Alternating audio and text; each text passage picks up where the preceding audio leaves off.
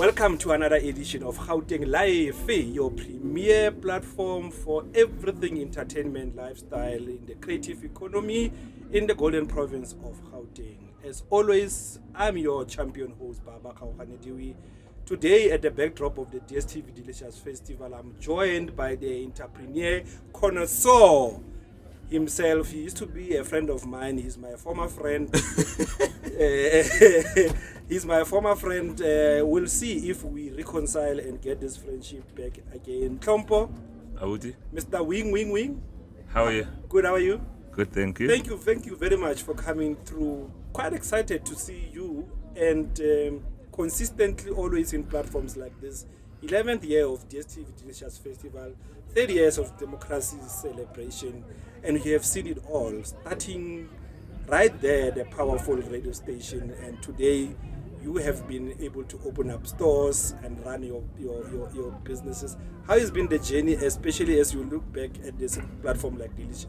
It's a bit of both, hey? I think on face value, entrepreneur looks very simple. You know, when you see other people that have made it and other people that you look up to and you think, this guy, Rodman Eman is doing the most, you know? Yeah. And once you get into it, you realize that it's not as easy, you know? So as fulfilling as the journey is, it's equally difficult, you know?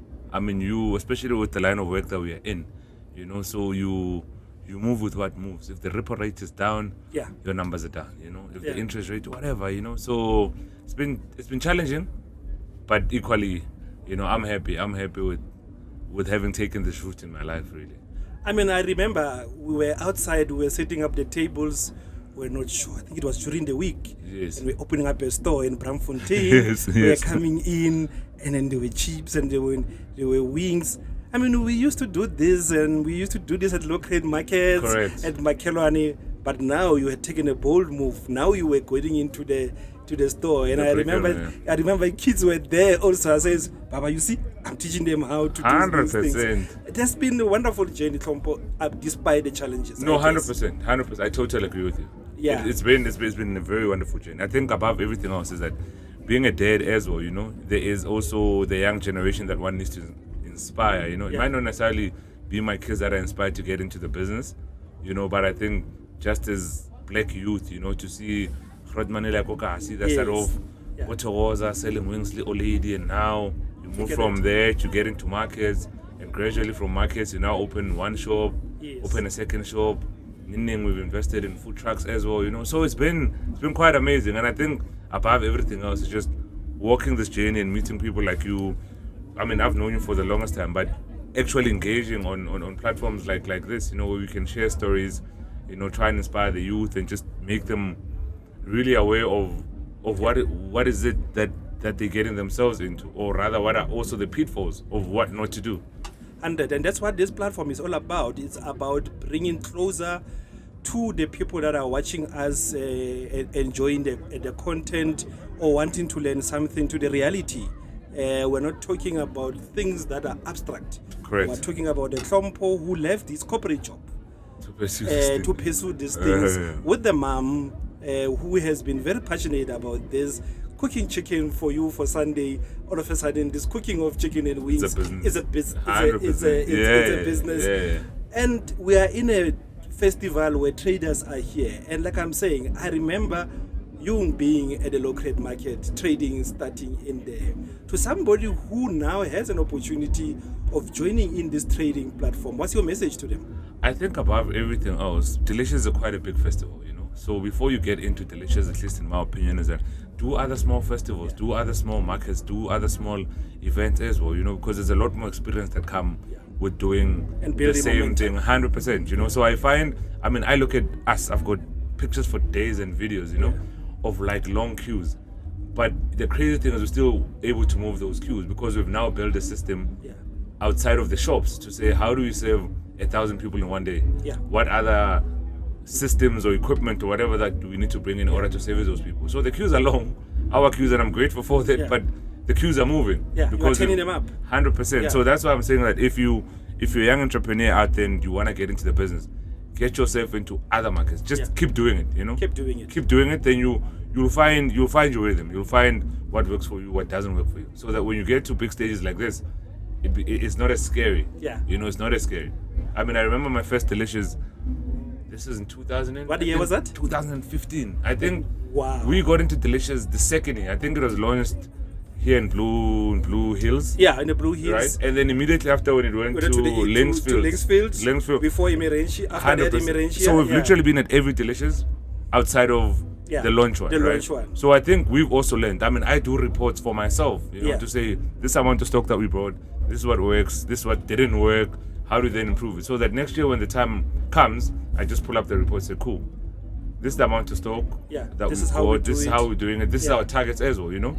So it's been quite a journey. I think Delicious is an equally, you know, beautiful event for us, you know. The support is amazing. But like anything else, man, it's something that you need to plan, it's something that you need to do and redo, fail and learn and fail forward. 100%, you know. Forward. Like I think my mother uses the phrase ambulance, so that's essentially what it's about. Yeah, and when you get there you switch off. The siren doesn't ring at the hospital. It says it's we are here. there. We are here. We are here, 100%. So let's look at now. So I've seen you even branching outside of South Africa. So the wings are not just popular in South African festival. Me and you meet again at Bushfire. Correct. Again, the same thing. Long queues. Everybody wants the wings. Even those that are buying on Wednesday in Joburg, they still come when and they buy, are at Boomshower, and they're like, that's for me. That's loyalty, but also resilience and ability to be able to provide to your loyal customers, no matter what. True story. How important is it for us to create consistency and service the region? Platforms like Bushfire, Vic Falls Carnival, going to Toyota Desert Race in Botswana, and therefore creating almost norms and standards of what you can get in major events in the continent. How important is, you know, a vision of that nature? So it's very important in a sense that, so you must remember, like anything else, right? So people move around, you know. So a compo that stays in Joburg can potentially go party in Cape Town, you know, can potentially go party in KZN, you know. So what we've built, I think, from our end as the Wing Republic is that we have a consistency. We have consistency, especially from our menu, consistency from the quality of the food that we serve, you know. So even when you see the brand and the logo somewhere outside of the province or somewhere outside of Joburg for that matter, you know, you it's brand recognition. You know, it's brand recognition, one. But second is that, I mean, I come from nothing, if I can use a proverbial nothing, you know what I mean? So I built this, I started this thing in the township. I mean, I started this thing at my mother's backyard in Togoza. Started serving in Soweto. Yes. You know, I opened a shop in Bram. So I move around as well. So I think when you come from where I come from, nothing really scares you. So if you know that there's people in Swaziland, you rock Swaziland. If there's people that says, hey, we've got people when there's a festival in Uganda, we go. Yeah. Because there's nothing to lose, really, you know? Yeah. There's nothing to lose. But I think the more often we do it, the more often we get out of the Gauteng or South Africa for that matter, you know, the more we tend to learn about other cultures as well. You know, we tend to, it's also a good research, a good sitting process to try and establish that if we're popular in Bushfire, is it worth us opening a shop in Swaziland? You know what I mean? Or maintain being platform in 100. in there. I mean, I was we try and take entrepreneurs across in our work. We were at the fancy food shows in New York. It happens just a day after the Chisanyama Festival, you know, in New Jersey. Yeah. And shout out to Shezi for running that specific platform there in New Jersey with the mayor. And I was saying to Jesse, but we actually need to find a way to bring the actual South African Chisanyama here, you know, with our original spices and all of those into the space. Our wings are quite unique. It's not just the same wings. So for me, with now continental free trade and some of these treaties that have been done, I see an opportunity, especially our food, similar to how our music has evolved. I was telling somebody that, you know, the South African gins, where they are almost at the same level as South African wines, you know, South African food. So platforms like the fancy food shows, and how important is it to actually have the real South African cuisines and food in international markets, not just as pop-ups, but as a proper business. I mean, you look at you. I think you've rightfully mentioned the music, right? You look at the fashion. I mean, I've seen. I mean, Makosa. I mean, it's you know what I mean. It's a case study.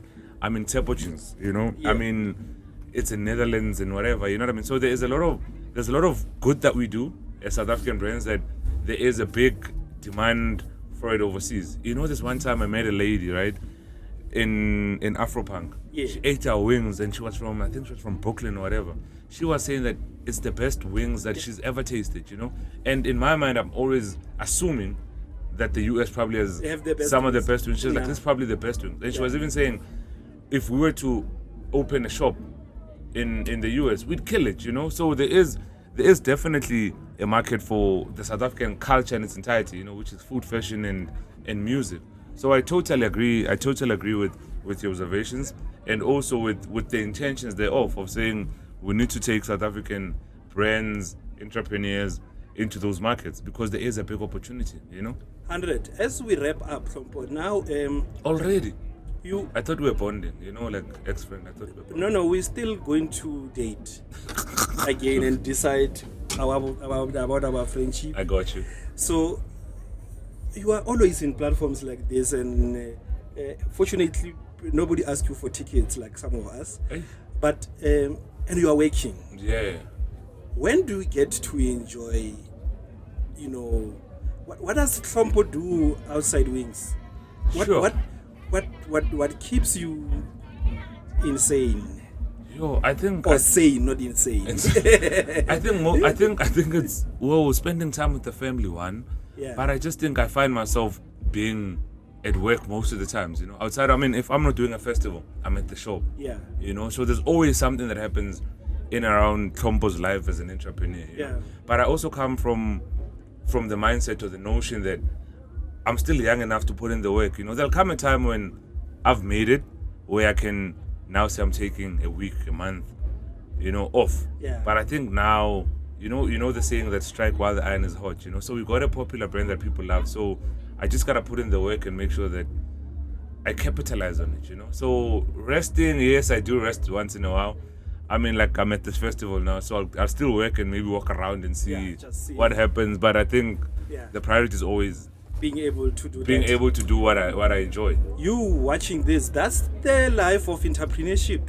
It's not as glitz and glamour as Trompo is saying. You get into a festival, you don't even get to rhyme as fast as Busta Rhymes does in his rhymes. But surely there are rewards, but surely you get times to rest because you also need to be fresh, you need to be focused, you need to be pioneering the next one. So what's in store, you know, for those that are looking forward to interacting with the brand?